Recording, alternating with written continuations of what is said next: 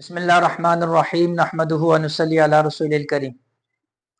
عزیز طلباء، آپ کے سامنے جس طرح ہم نے جمعے کے مسنون اعمال پر بات کی تھی، آج اب آپ کے سامنے بیت الخلاء کے آداب پر بات کریں گے۔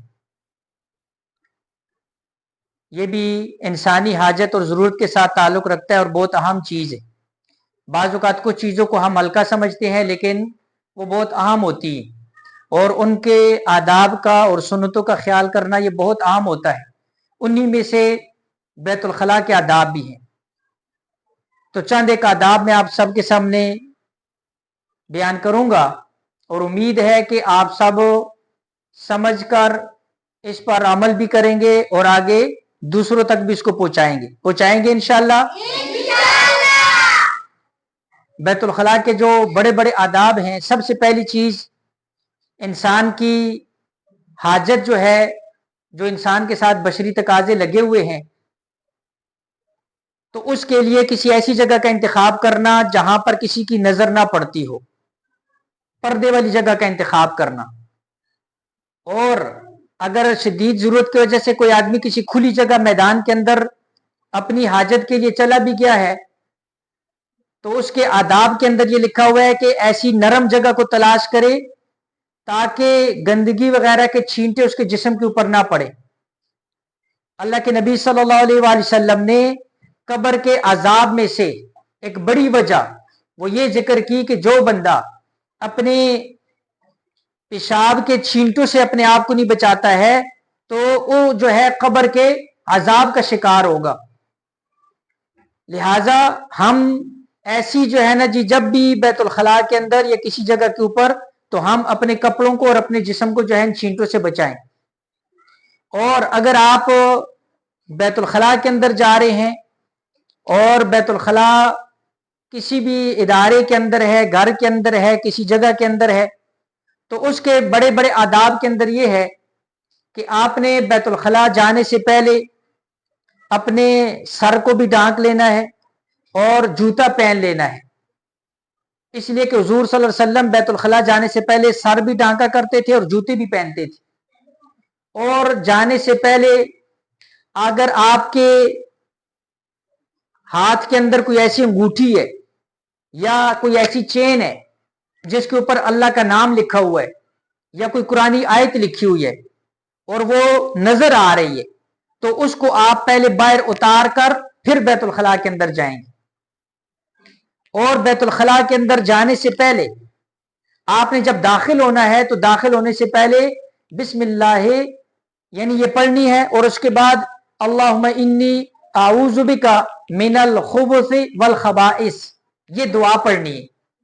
اس دعا کے ساتھ جو ہے حدیث کے اندر آتا ہے کہ اللہ پاک جب کوئی بندہ بسم اللہ پڑھتا ہے تو اللہ پاک شیطان اور اس کے درمیان جو ہے وہ پردے ڈال دیتے ہیں، تو شیطان کی نظر جو ہے وہ اس انسان کے اوپر نہیں پڑتی ہے۔ اور جب آپ بیت الخلاء کے اندر داخل ہوں گے تو سب سے پہلے آپ بائیں پاؤں کے ساتھ داخل ہوں گے، بائیں پاؤں کے ساتھ آپ نے بیت الخلاء کے اندر داخل ہونا ہے، اور اس کے بعد جو ہے وہ دایاں پاؤں۔ بیت الخلاء کے اندر آپ نے کوئی گفتگو نہیں کرنی، کلام نہیں کرنا۔ اگر کسی کو چھینک آ جاتی ہے تو الحمدللہ نہیں کہنا ہے، کوئی سلام کر دیتا ہے تو آپ نے سلام کا جواب بھی نہیں دینا ہے۔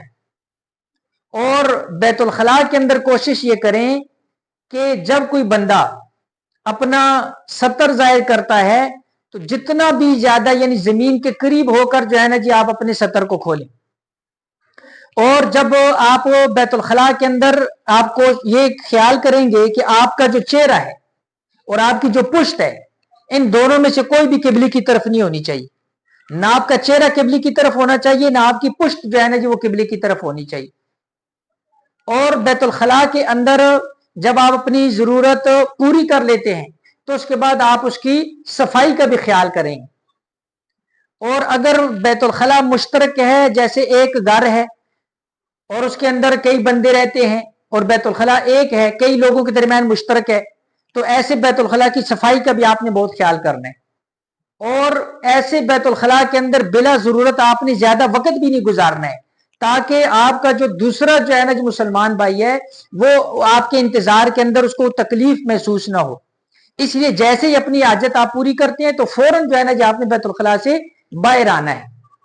اور جب آپ بیت الخلاء کی صفائی کا اپنی ستھرائی کا اہتمام کر لیا, اور اس کے اندر اہم چیز یہ بھی ہے کہ جب آپ نے اپنی پاکی اور صفائی کا اہتمام کرنا ہے, استنجا وغیرہ کرنا ہے, تو اپنے بائیں ہاتھ کا استعمال کرنا ہے, دائیں ہاتھ کو استنجا کے اندر استعمال کرنا جائز نہیں ہے.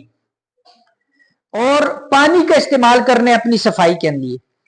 تو جب آپ باہر آئیں گے تو بیت الخلاء سے نکلتے ہوئے اب آپ نے دائیں پاؤں کے ساتھ باہر نکلنا ہے.